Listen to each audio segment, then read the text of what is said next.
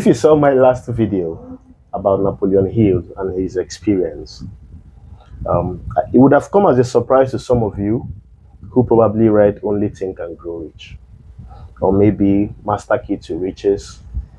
But what I read to you was from The Law of Success.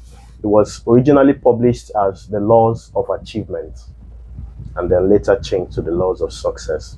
And I was deliberate about reading that portion to you because some of you may not have believed me, because this was a great man and many people didn't know about this side of the story, about his struggles. So let's get into the discussion about what we just read and how it applies to us today. The first thing I want to talk about is the problem. And I'm going to start by saying that if you're an unconventional man, a time would come in your life when you would have to choose between immediate approval and long-term purpose. This guy had been commissioned by Andrew Carnegie, supposedly the richest man in America at the time, and sent him to interview about 500 of the most successful men in America at the time, whom he believed were going to their graves with the wisdom that brought them wealth. And he wanted him to turn it into a philosophy which any man could pick up at any time, study it, and produce the same result. And he accepted this offer. He was not the first person Andrew Carnegie asked to do this, but he was the first person to make a decision within a minute to do it. 29 seconds, actually. And Andrew Carnegie explained to him that, look, this is not going to give you money in the next 20 years. And you heard him say that he was happy even when he was in debt.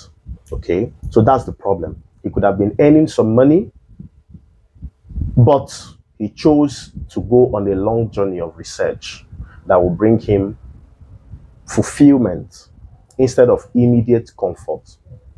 Now, what's the problem? The second problem here, the resistance. Okay, let's talk about the resistance. Now, this came from his wife. This came from his family members and relatives. This came from his friends. Did they love him? Yes. Did they want him to succeed? Yes. Did they want to stop him from becoming what he wants to be? No. Actually, they wanted safety. Safety for him, safety for his family. Women love stability. Oh, women do not thrive in uncertainty. Okay? And you need to understand this. Okay? And expect this resistance if you are an unconventional person. Okay? You need to understand and appreciate that this is part of the journey for you. Okay?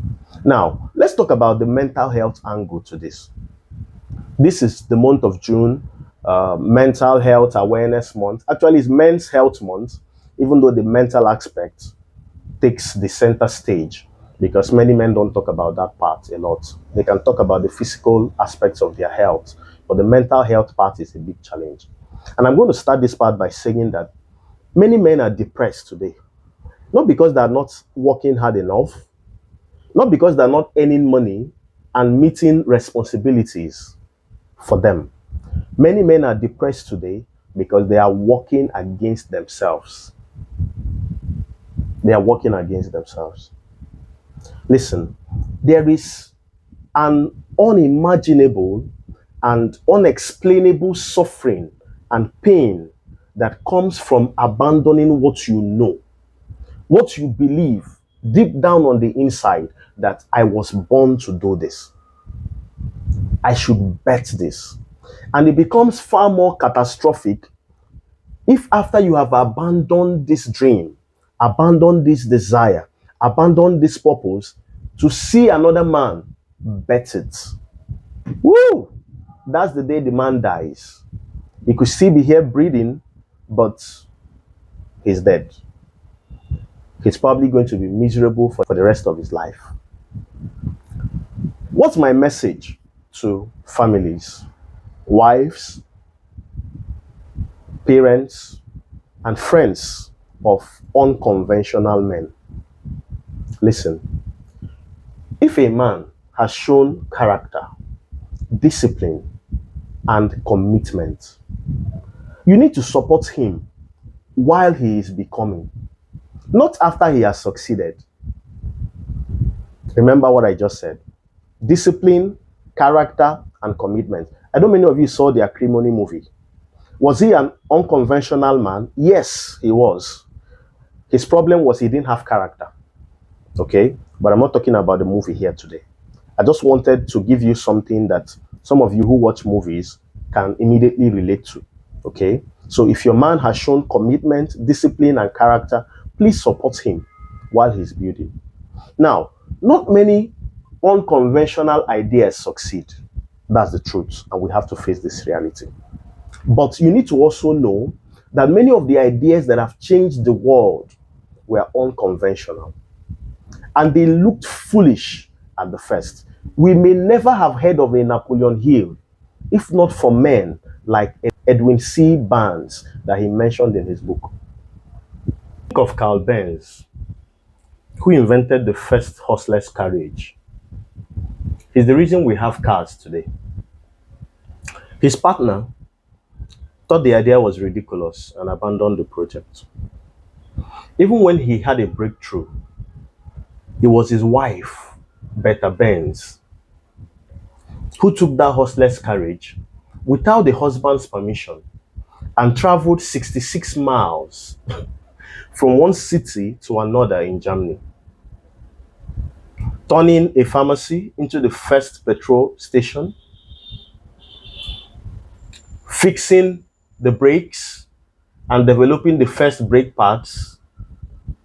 In fact, it was her experience with climbing hills that she took back to the husband, and he was able to generate lower gears for the cars when they climb hills and slopes. Unconventional men need friends like Edwin Barnes and wives like Beta Benz. We must support them.